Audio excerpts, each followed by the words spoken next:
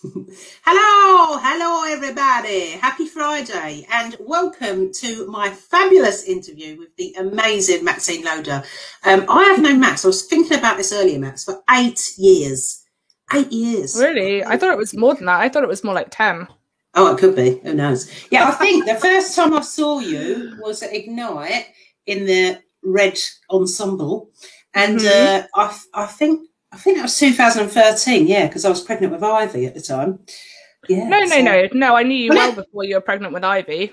Did you? No, yeah, because we've got that photo of us all together at the Damsels group, like, with your bump. Yes. No, it was well before that. I think it was like 2010 or 2011.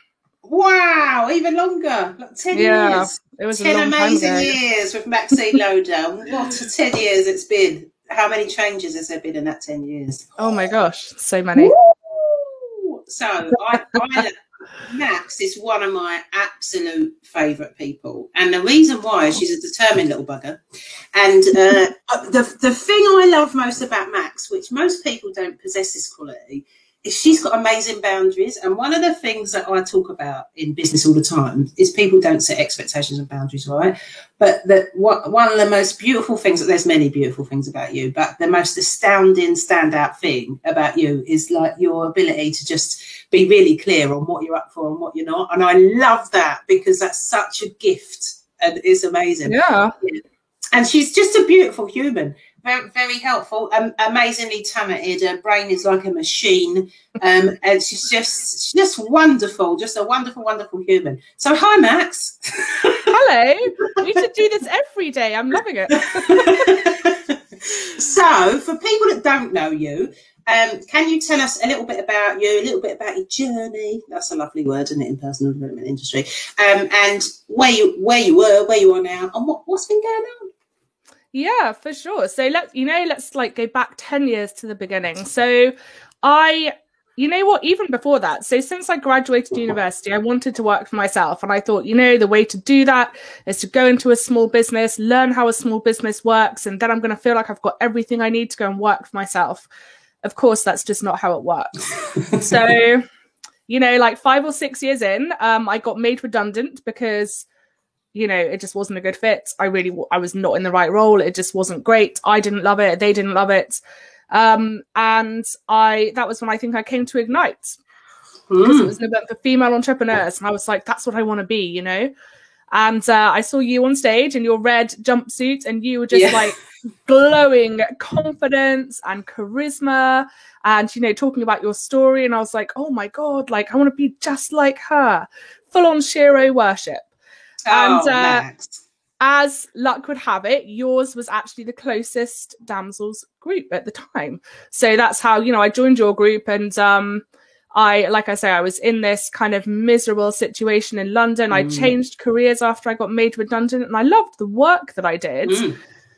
But, I kept thinking, when I get this, I'll be happy. When I achieve that, I'll be happy. When I work on global brands, then I'll know that I'm really good at what I do and I'll be really happy. Or when I win awards for my work, then I'll be really happy and, everything. And, I did all that. And I went to an award show with James Corden, got a nice award and stuff. And nothing. I just didn't feel anything. I could not figure out why I wasn't, over the moon with joy, because here I was working in marketing and advertising. I loved the work, but things really came to a head one day when a senior account manager said to me, what's the point of what you do? Like, tell me the point of social media so I can sell this to the clients. And I was like, I don't know. I just don't know. Like, what am I doing? I'm talking about fish finger sandwiches on Facebook for the Bird's Eye Facebook page. And people are going nuts and it's generating loads of brand engagement. And people find it hilarious that there's such debate. So, do you have tomato ketchup or tartar sauce? But like, what am I contributing to the world really? Nothing. I couldn't think of anything. And, it was great fun. But like I say, I just felt so empty and I didn't like living in the city in London. I was there for almost 10 years. And, I was working with you throughout this and I'm a heel dragger, as you probably remember. Like, no, I don't remember that. Oh, I do. I tend to sit on my butt until the universe just gives me a big old shove and says, you know what, enough, just go do it now. And that happened because I got very, very depressed. And eventually I was just like, I have to quit my job and leave London and start my own business. And that was just really a huge turning point for me. My first year in business was dreadful financially, absolutely diabolical. But you were coaching me, I think, the whole way through that. And things really turned around after a year, and my income's just gone up year after year. I work with the most amazing clients now, and I'm, just about to kind of take on the next evolution of my business and start working with more clients in a deeper way, still with Facebook marketing and advertising. And I have my dream life that I wanted 10 years ago. I live in the countryside in my own house. I've got my 2 dogs, which I really wanted and could never have in London. I choose my own hours. I've got like more money than I've ever had before. I've got, more freedom really with my time than I've had before. I had a spate where I was, able to work anywhere. So I tried out the digital nomad lifestyle, and I traveled through Europe for a few weeks. I lived in Florida for a while, and, it's so much has changed. So much has changed. An astronomical change. What do you think? Like, you said that you was a hill dragger. So what was the thing that? Hi, madam. We've got a comment. So what? Anyway, let me get back to the point. So you said you was a bit of a hill dragger. So what was the thing that changed from being a hill dragger to go like, sod it, I'm going for it. I'm going to live my best life. I think just hitting breaking point and not being able to see another way forwards. I wish I wasn't that kind of person who waits till breaking point, but I think sometimes all of us do. You hope that a situation will get better, and you hope that at some point a way forward is going to appear, and you're going to have perfect clarity, perfect confidence. There's going to be no fear or self-doubt. You're just going to feel it, and it's going to feel great, and then you can go for it. And I just wasn't at the point where that was a possibility for me. So, I think that's just a skill that you have to work on and develop. I didn't have it. And, now I think I'm much better, but I mean, show me anyone who doesn't drag their heels a bit on some things that scare them, Yeah, only everyone. But it's such an important point you've made there, because a lot of people think, like, mojo is a big thing that people ask about, right? And like, I'm just not motivated and things like that. But I never really think it's motivation. I don't think it's because, and I've said to myself, I'm not motivated enough. I've lost my mojo, blah, blah, blah, blah, blah, blah. But I don't think it's that. I really do believe that it's all about your fear. Fear is holding you back, and you're blaming motivation, and you're not dealing with the thing that's really keeping you stuck. And I think you're absolutely right. Definitely at pivotal points in my life, it's had to take a big old smack and it to get quite bad for me to do something about it. And that's not a bad thing, really. And oftentimes I think one of the amazing ladies I work with, and you'll remember her, Kat Diva, she calls them AFGOs, right? And I love this. And I've used it still use. Do you remember AFGOs? Yeah. And it's another fucking growth opportunity. Yep. And it's true. It's like when you experience bad things, if you can call it that, in your life, or shocking things, or fearful things, or things you don't necessarily like, sometimes that's a push you need to take you to the next level. 10 out of 10. Absolutely. I think sometimes it's, we all want perfect clarity, perfect confidence, perfect assurance that nothing can go wrong, that we're absolutely safe, nothing that we love is going to be compromised, we're not going to have to deal with fear, and it's just never going to happen. You're never going to be in that situation. So, something that I'm really working on daily is just, I do wake up sometimes and I'm in fear around something new that I'm creating, or uncertainty. And then I have to consciously listen to a meditation, go for a walk, shift myself into a new mindset, because you can't go through that. Those days that you're in that bad mindset, you do attract what your mind is on. You do. The bad mindset days, you'll get nothing come to you. If you work on your mindset, like this morning, I did a walk with a guided meditation to attract clients that one of my friends did for me.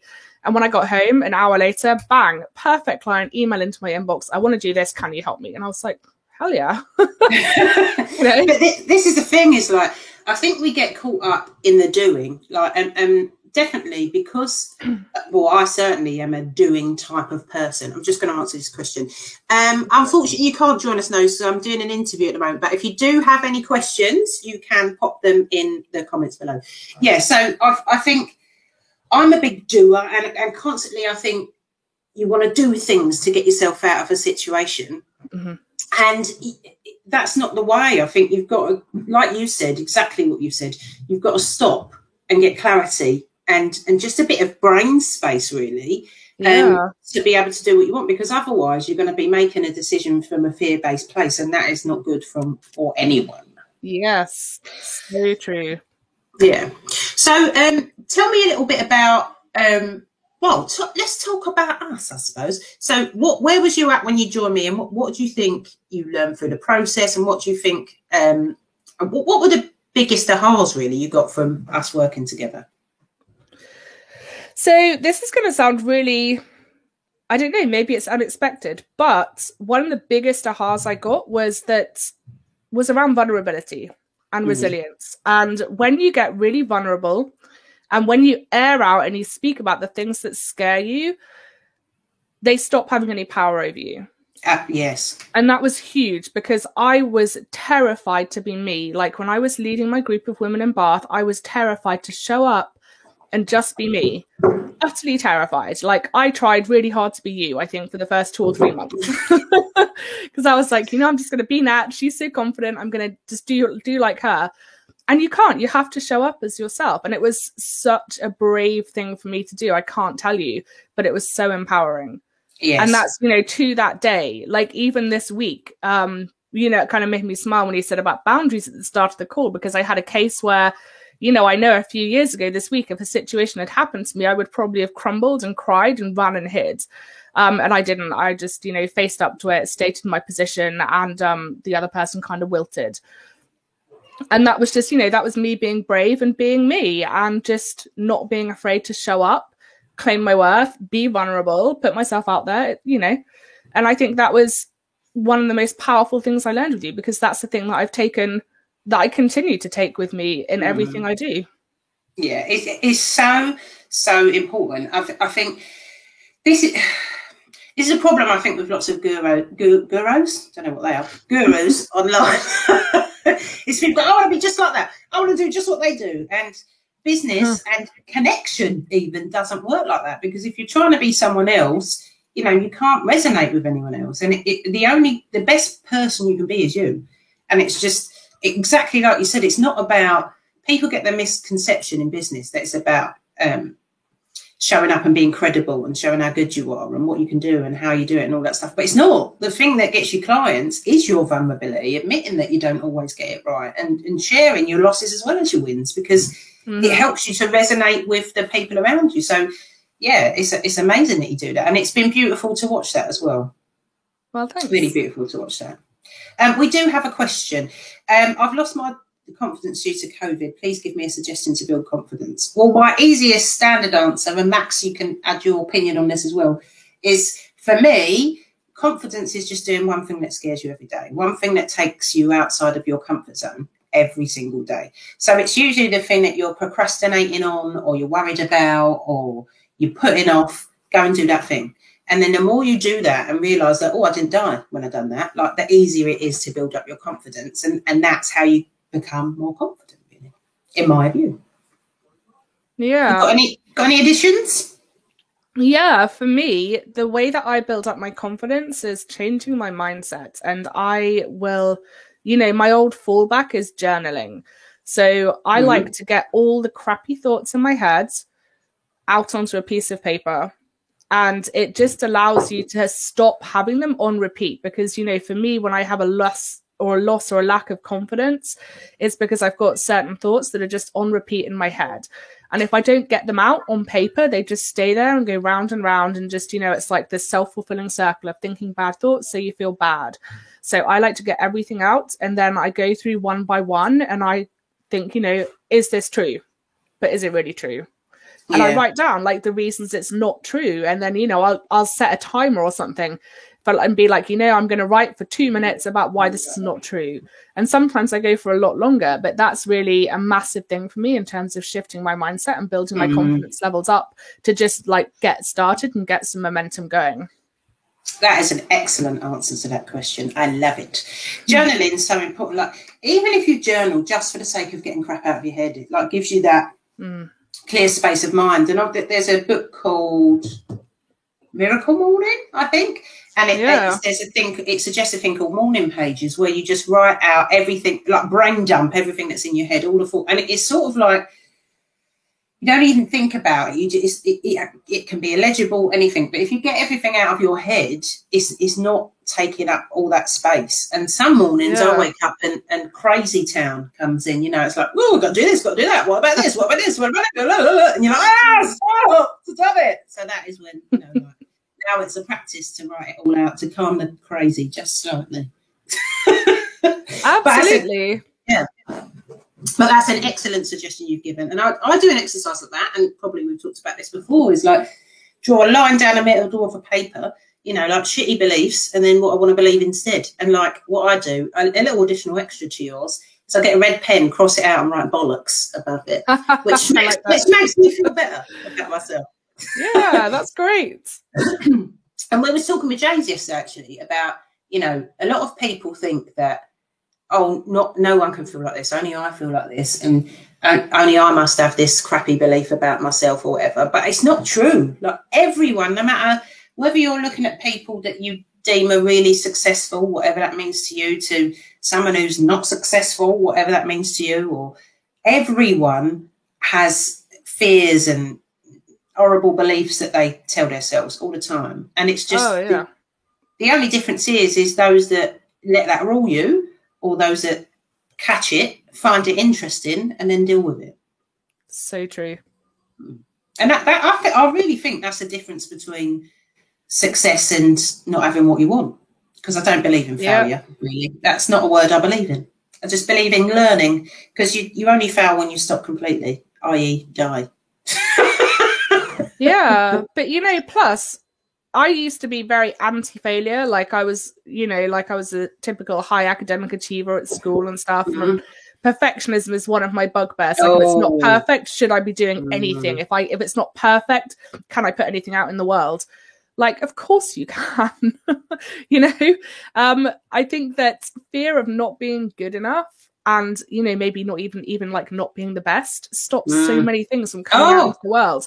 But then I think, you know, what if Ed Sheeran, like there was that clip of him on Jonathan Ross a while back playing his music from years ago. He couldn't sing, I tell you, it was dreadful. Like, what if he just told himself, I'm not good enough to do this? And then we'd be without Ed Sheeran in the world. And that would definitely make my world a sadder place, because I love his music. What if Beyonce had ever thought to herself, I'm not good enough, I can't be a solo artist? Right? Yeah. Not Beyonce from me, Max, don't do it. But can you think, like, what would the world be like if all these people had thought they weren't good enough and allowed that to rule their decisions? And I bet they thought they were not good enough. Many times. Many times in their lives. Oh, yeah. It's so true. And I think that's the thing, I think the main thing that I've embraced, but that's part of what you talked about in vulnerability, really, is like lots of people commonly, this is the one I get mainly on my posts, is like, you spelt that wrong. Your grammar's not quite right. You haven't done that quite right. Always. Yeah. Like, and the truth is, sorry, grammar police and people who are very interested in grammar and spelling, but I don't care. Right? I don't care. As long as you can understand it, great. Like, and I'll do my best to spell correctly or get the grammar right, but I don't care. It's more important for me to talk to you in my own language. It's more important that when I write something, say something, do a live, that it's me, and you get a taste of me everywhere, which is what you're saying is about showing up as yourself. And probably the reason why you resonated with me is because I am myself. I'm myself here in a one-to-one with you, on this, you know, in writing, wherever, whatever I'm doing. And I think if you are trying to be anything else, that is exhausting, right? Because you're putting on so many masks and so many layers, trying to be so, and it's just knackering. And it's so much easier to just be you, but also you with the knowing that not everyone might like it. And that's good, because you'll know in marketing, yes, marketing is about attracting the right people, but for me, it's just as much repelling the wrong people, because I don't want to work with people that don't get it. So it's my job to attract and repel. So the more I can be me, the more magnetic I am to the people I like, and the more, you know, not magnetic, there's a better word for it, repelling I am to the people that don't like me. And good luck to you. Good luck, and have your success in the world, people that don't like me. But, you know, find someone that does resonate with you. But you can only, they can only find someone if that person is being themselves. Yeah. And you know, something that surprises a lot of people, I run ads for somebody who does multi-seven figures in the coaching space. And I can tell you that we get all the comments on the ads. We get nice comments saying, you know, this guy's so great. I'm so into this. But we also get a lot of comments saying, you know, rude things, calling him rude names, criticizing the spelling and grammar, saying, you know, you're a scam artist and things like that, you know? So haters gonna hate. Let him get on with it. And don't let it knock you, because while those people are out there writing comments, he's making like tens of thousands. Yeah. Whatever, you know? It's the thing, as I think my mum and dad taught me at school, is like, well, got different opinions of school, but I won't go into that now. But they said, you know, just continue, because I wasn't very popular in school. You know, lots of people are shocked by this, but I was bullied in school and didn't have many friends because I was on the large side. As you can tell, it hasn't left me, but I don't care. I love my body, but I got bullied because of that, and that was how it was. But I was relatively studious. I was quite intelligent and didn't really. I didn't like coursework because I preferred to watch telly or whatever. Sure. But I done quite well, and people didn't like that because I was, you know, like I got offered to go to different specialist schools and things like that. And my mum and dad always used to say to me, just work hard and you'll be the one laughing when you've got a good job, you know, typical parent talk, good job, fancy car, nice house. And I'd be like, yeah. But it's true. It's like my version of that is like stay in your own lane. It doesn't matter what other people say. If you want to do what you want to do what you want to do. Find the people that are doing similar things to you. Find your cheerleaders, find your champions that will support you. And for me, that number is relatively small. You know, like the people that I will tell everything to, but it's important to have them nonetheless, because you've got to have people that have your back, and sometimes, well, all the time, that depends on you sharing that vulnerability and asking for help and things that a lot of us don't like to do. Too right. That's who you were for me for quite a while. You were the one that I would tell everything to, and like I probably cried to you more times than I can even remember, and like, you know, laid all my fears on you for quite a while. I remember having a conversation, even telling you, and people are shocked that I think that with my confidence, and I am quite a confident person to the point where a lot of people said I'm intimidating. There's another I word, I can't remember, but all of those sort of words. And and I was like, am I intimidated? And I'm just confident, and some people don't like that, but I haven't always been that way. And I remember saying to you years ago that I remember once someone asked me what I liked about myself, and all I could think of at the time was my fingernails. That was the only thing about me that I liked. And so, and this is a thing, and it goes back to confidence, I suppose. Like, I'm here now, you know, but that is not from one day of being confident. That's from every day learning to love myself, doing things that scare me, put myself out there. Like, lots of people think I'm extroverted. I'm not. I'm a massive introvert. I like spending time with me. And I say commonly, and it's a jest, but it's all true, I don't really like people. I'm not a fan of being in big rooms of people, says me who's spoken on stage in front of thousands. But I don't. Like, I can get up and do that, but put me in a networking room, I'm like, oh, I want to run to the back in the corner. And that's because I've had to teach myself to be more extroverted. So if I can do it from the girl who like didn't have no friends and had zero confidence, anyone can do it. Anyone can do it. Yeah. I think that's amazing. Thanks. You just have to, it's like you said, you just have to go for it and get what you want. So Max, as you know, I'm doing a Sales Made Simple course, and it starts on Monday. It's very exciting. So, I know that some people have reservations about, you know, joining and stuff like that. And if you have reservations, as you can see, the things down the bottom, you can book a call with me if you want to find out more about it. But what would you say to anyone who has reservations about doing it or working with me? What would you encourage them to do? You know, the fears that you have now are always going to be there. So you can choose to deal with them now, or you can wait a year, or 2 years, or 3 years, or 10 years, or a lifetime, and they're still going to be the same fears. They're never going to go away. So whatever reservations you have, whatever fears you have the power to choose when you deal with them. And the faster you choose to deal with those fears and those reservations and to face your problems head on, to confront whatever is scaring you, because that thing is standing in the way of you and what you want. The faster that you are willing to confront it, the faster you are going to reach your goals. So that's the choice that you have. I recommend, if you feel like Nat is someone who's going to help you, get on a call, because what's it going to cost you? What's it going to cost you to do that? What's it going to cost you to pull a grain of confidence and a grain of belief in yourself and a grain of courage and determination to go for your goals and get on a call? Just, that's what I would say. Just if you feel like it's time for you to confront your fears, if you're ready to stop letting fear make your decisions, just get on it.